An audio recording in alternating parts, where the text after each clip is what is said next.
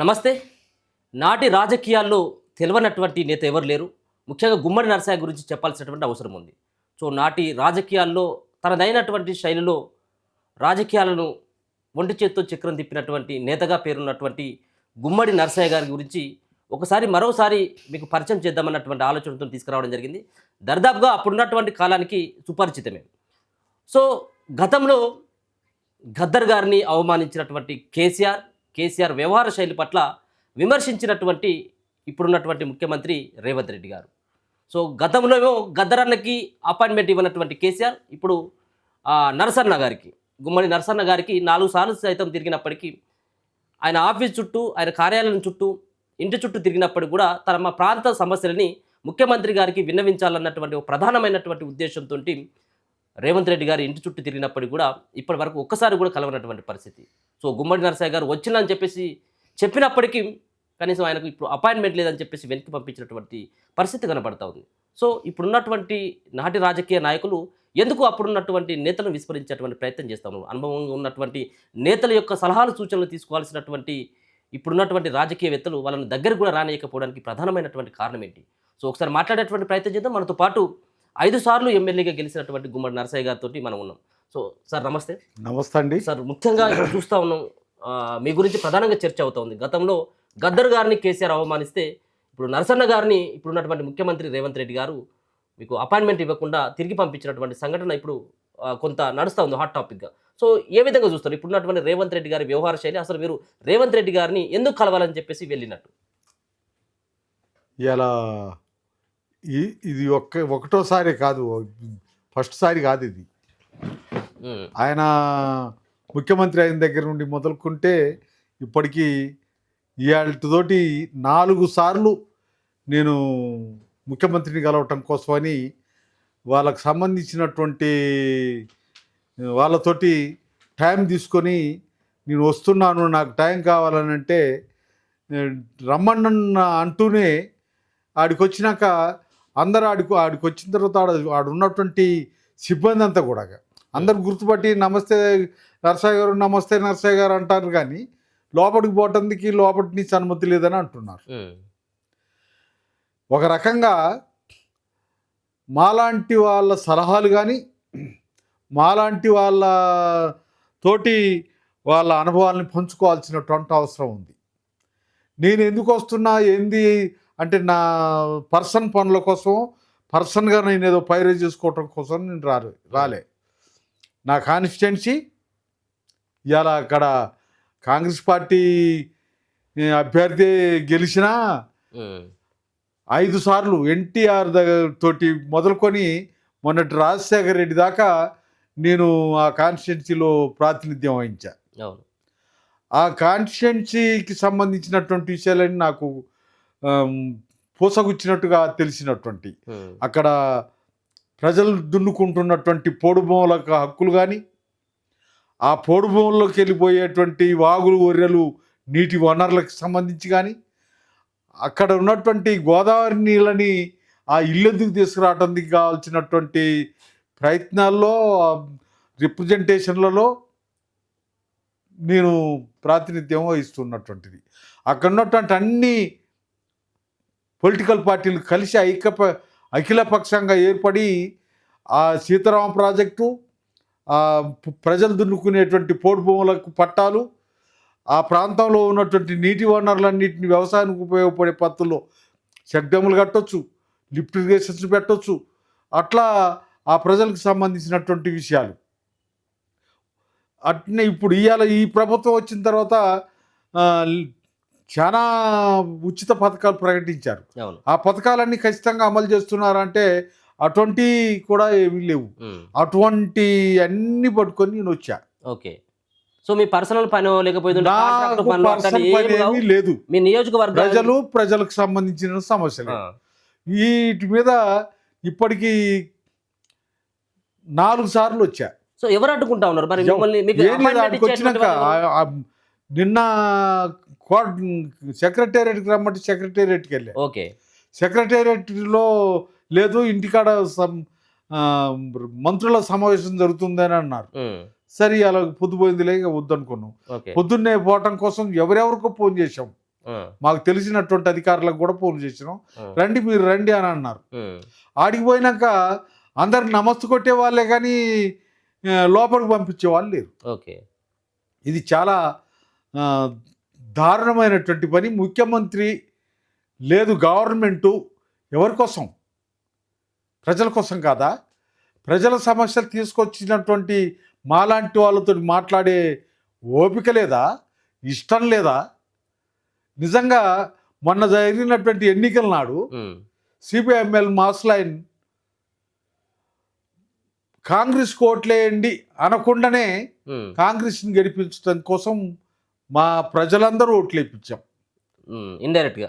ఇండైరెక్ట్గా.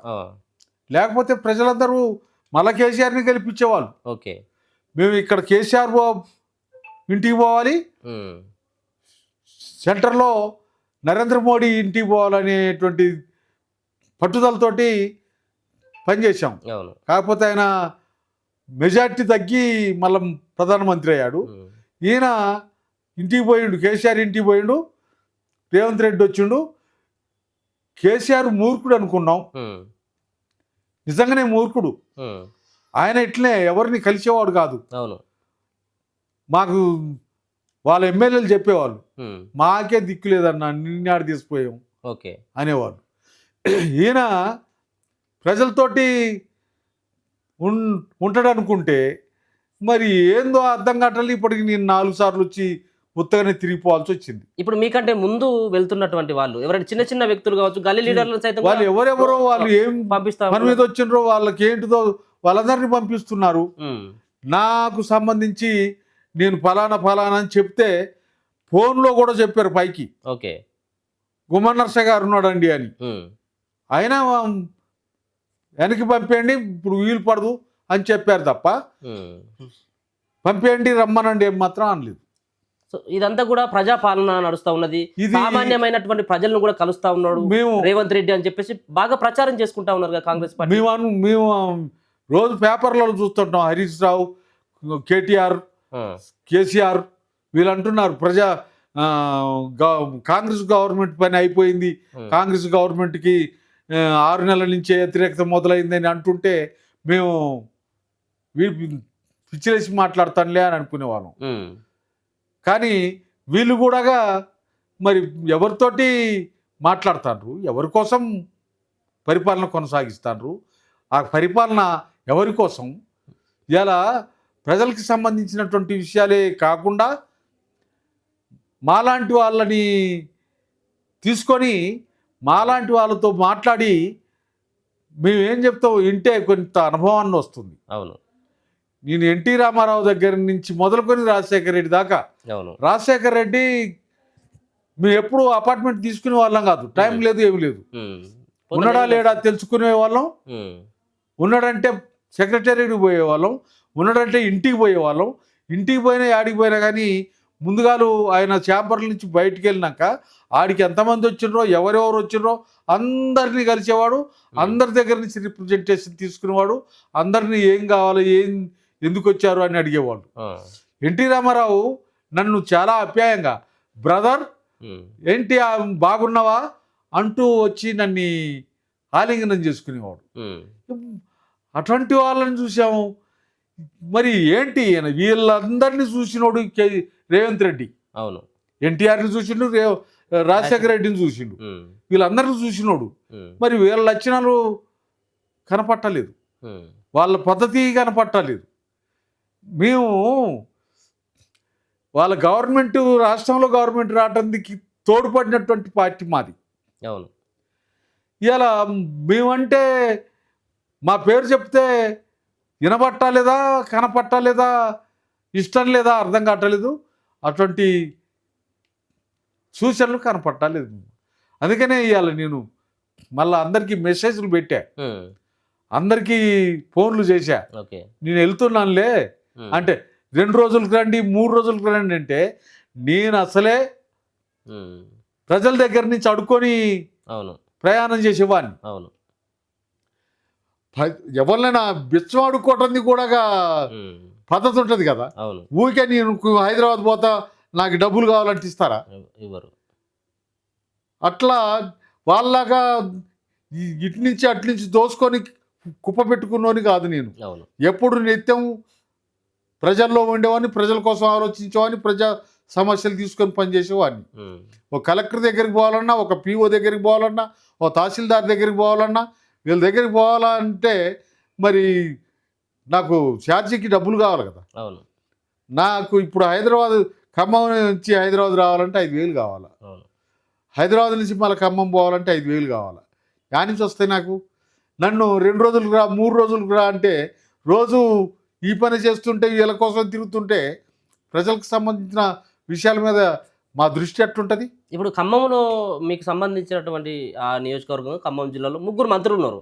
సో మీ నియోజకవర్గానికి సంబంధించినటువంటి సమస్య గురించి అక్కడ ఉన్నటువంటి మంత్రులకు ఏమైనా చెప్పేటువంటి ప్రయత్నం చేసినా, ఒకసారి మీరు వాళ్ళైనా కనీసం మిమ్మల్ని కలిసేటువంటి ప్రయత్నం ఏమైనా చేసినా కదా? కలుస్తుంటాం, చెప్తుంటాం. విషయం ఏంటంటే చెప్పంగానే పని చేస్తారా, చెప్పంగానే పని అయిద్ది అనేది కాదు. కానీ కలిసి హాయ్ బాయ్ అంటే ఎట్లుంటుంది, వచ్చినవా పోయినవా అనేటువంటిది కాకుండా మంచి చెడు మాట్లాడుకుంటే ఎట్లుంటుంది. అటువంటిది ఏమీ లేదు. వాళ్ళని కలుస్తున్నాం, వాళ్ళకి చెప్తున్నాం పట్టాలు కావాలా, మా పోడు భూములకి, మా సీతారామ ప్రాజెక్ట్ నీళ్ళు మా ఇల్లు ఎందుకు రావాలా, మా ప్రజలకు సంబంధించినటువంటి పోడు భూముల్లో వాగులు ఒర్రెలు ఉన్నాయి, వాన పట్టంగానే అన్ని పోయి గోదావరిలో పడి గోదావరి నుంచి సముద్రానికి పోతున్నాయి, మా వ్యవసాయానికి ఉపయోగపడే పరిస్థితి లేదు, ఇక్కడ చెక్ డ్యాములు కట్టాలా, ఇక్కడ లిఫ్ట్ ఇరిగేషన్ పెట్టాలని చెప్పి వాళ్ళకి చెప్తున్నాం. కానీ ముఖ్యమంత్రికి కలవాలి, ముఖ్యమంత్రితోటి మాట్లాడాలి. ఓకే, వాళ్ళు చెప్తారా లేదా, వాళ్ళు వింటారా లేదా కాదు, వాళ్ళకు చెప్తాం. ఇక్కడ బాస్ ఈయనకు చెప్పాలా, చెప్పే. ఇప్పుడు గతంలో గద్దర్ గారిని అవమానించినటువంటి రోజు గద్దర్ గారు కూడా ముఖ్యమంత్రి అపాయింట్మెంట్ కోసం వేచి చూసినటువంటి పరిస్థితి, గంటల తరబడి గేట్ కాడ నిల్చున్నటువంటి కూకున్నటువంటి పరిస్థితి మనం చూడడం జరిగింది. సో అప్పుడు మీరు ఏమనుకునేది, అసలు గద్దర్ గారికి అవమానం జరిగిన రోజు కేసీఆర్ వ్యవహార శైలి పట్ల మీరు ఎట్లా అనుకునేది? ఇప్పుడు యాజ్ ఇట్ ఈస్గా రేవంత్ రెడ్డి గారు నిజంగానే నేను గద్దర్కి అపార్ట్మెంట్ ఇవ్వకుండా, గద్దర్తో మాట్లాడకుండా కేసీఆర్ ఎట్లా నిర్లక్ష్యంగా వ్యవహరించిండో, ఇవాళ రేవంత్ రెడ్డి గారు కూడా నా ఎడల అదే పద్ధతి అనుసరిస్తున్నాడని నేను అనుకుంటున్నా. ఆనాడు కేసీఆర్ మూర్ఖుడు, ఆయనకు పరిపాలన పద్ధతి తెలియదు. పరిపాలన పద్ధతి తెలిస్తే రాష్ట్రం కోసం పోరాడిందని చెప్పుకోవటం తప్ప రాష్ట్రాన్ని ఎట్ట పాలించాలనేటువంటిది లేదు. నేను రాష్ట్రాన్ని తెచ్చిందనేది చెప్పుకుంటాను దానికి, కానీ రాష్ట్రానికి సంబంధించినటువంటి విషయాలు ఏంటనేటువంటిది లేదు. అందుకనే ఆయన ఎప్పుడు ఆయన ఫామ్ హౌస్లో కూకొని పరిపాలన చేయటం తప్ప ప్రజల అవసరాలు ఏంటో తెలుసుకోలే. ఇలా రేవంత్ రెడ్డి గారు కూడా నేను సంవత్సర కాలం నుంచి ఆయన్ని కలవటానికి 4సారి ఈసారి నేను మళ్ళా ఏమని చెప్పుకోవాలి, ఏమని ఉద్బోధించాలి, వారిని ఏమని చెప్తారు? ఆయన యొక్క పరిపాలన తీరు కావచ్చు, ఇప్పుడు ఉన్నటువంటి 13-14 నెలల పరిపాలన తీరు పట్ల మీరు సీనియర్ నేతగా, మీరు 5 సార్లు ఎమ్మెల్యేగా గెలిచినటువంటి వ్యక్తిగా, సో ఏమనిపిస్తా ఉన్నది ఇప్పుడు ఉన్నటువంటి? నేను ఏమంటున్నానంటే ఆయన్ని ఏమనుకుంటాం కాదు, రేవంత్ రెడ్డి గారిని నేను ఒకటే కోరుతున్నా, ఒకటే చెప్తున్నా ఆయనకి.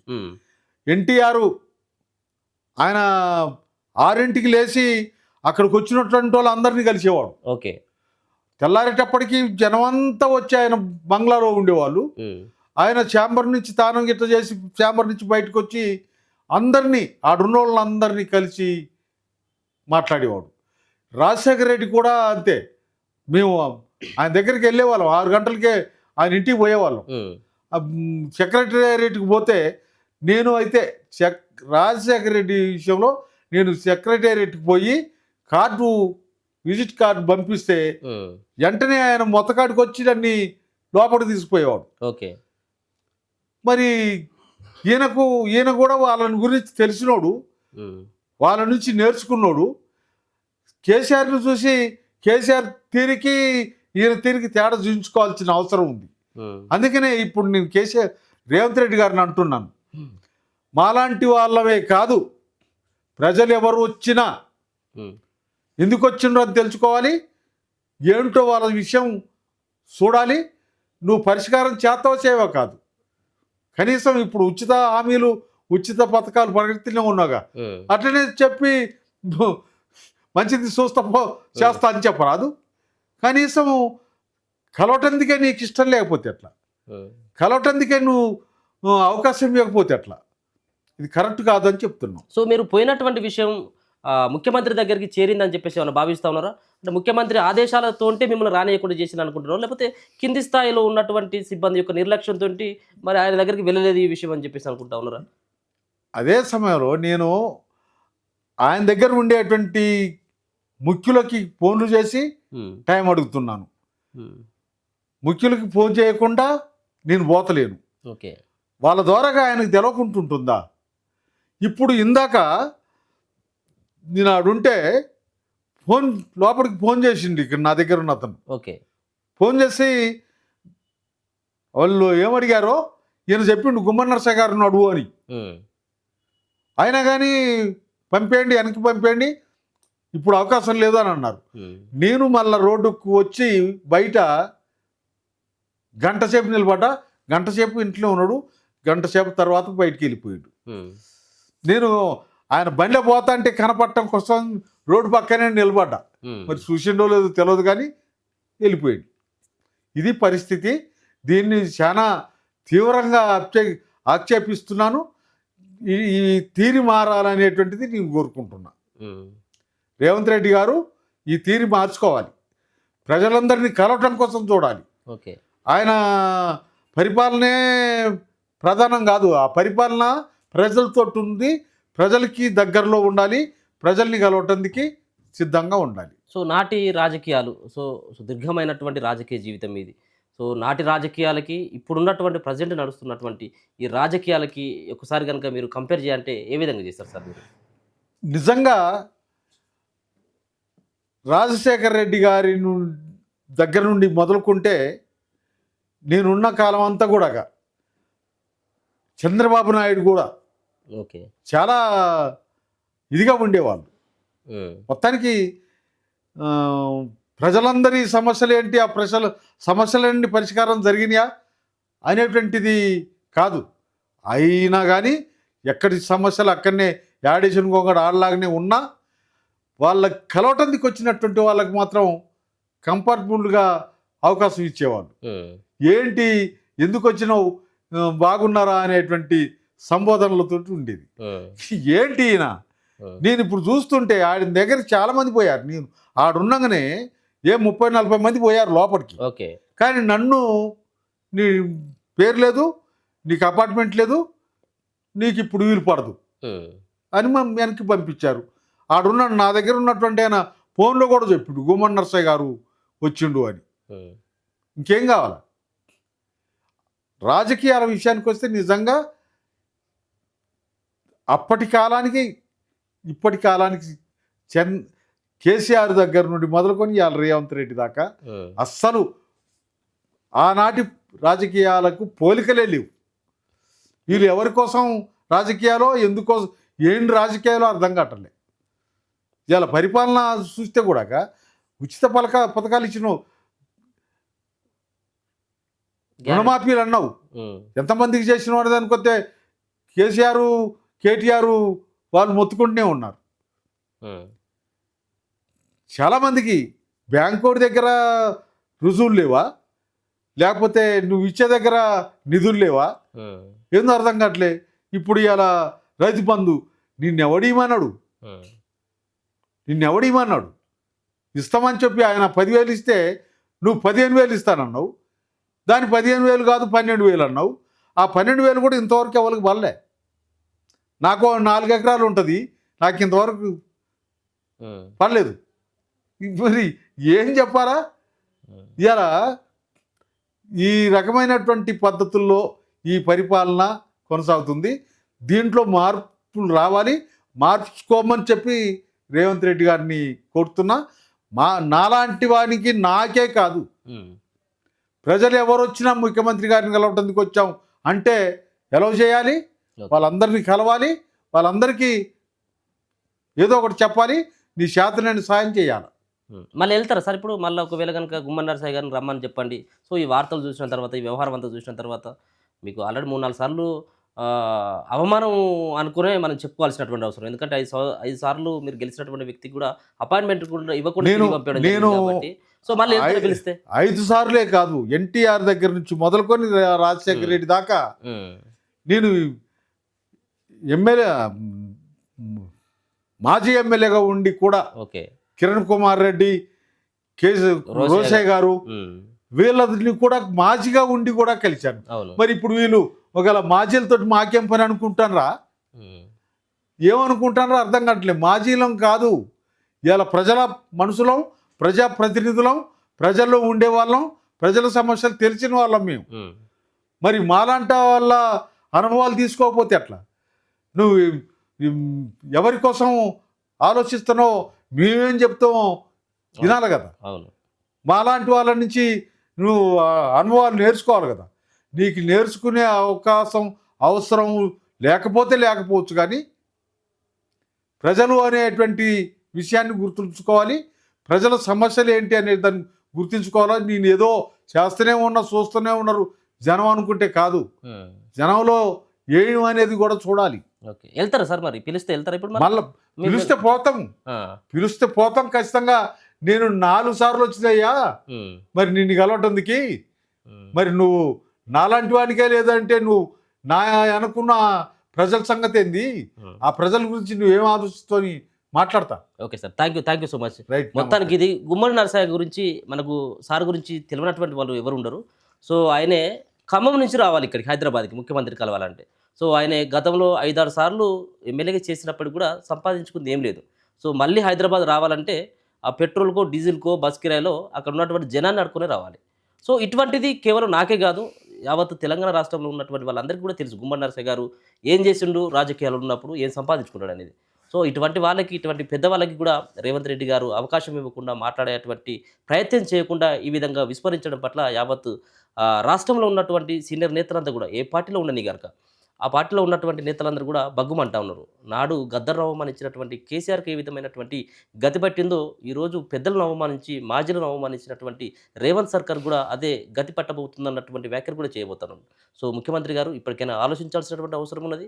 ఖచ్చితంగా మీ ప్రభుత్వం కోసం, మీకోసం, యావత్ తెలంగాణ రాష్ట్ర ప్రజలకి ఇటువంటి పెద్దల సలహాలు చూసుకొని మిగతా సంబంధించినటువంటి తెలంగాణ రాష్ట్రాన్ని ముందడుగులో ఉంచాల్సినటువంటి బాధ్యత మీ పైన ఉంది కాబట్టి ఖచ్చితంగా వాళ్ళ యొక్క నియోజకవర్గ సమస్యల పైన మాత్రం రావడం జరిగింది. ఆయనకున్నటువంటి పర్సనల్ సమస్యలు, లేకపోతుంటే ఆయనకున్నటువంటి భూ సమస్యలకు సంబంధించినటువంటి వ్యవహారం కాదు, పబ్లిక్ సమస్యల కోసం, వాళ్ళ నియోజకవర్గ సమస్యల కోసం రావడం జరిగింది. దయచేసి మరోసారి పునరాలోచించాల్సినటువంటి అవసరం ఉన్నది. నరసయ్య గారి యొక్క అభిప్రాయాన్ని కూడా మీరు తీసుకోవాల్సినటువంటి పరిస్థితి.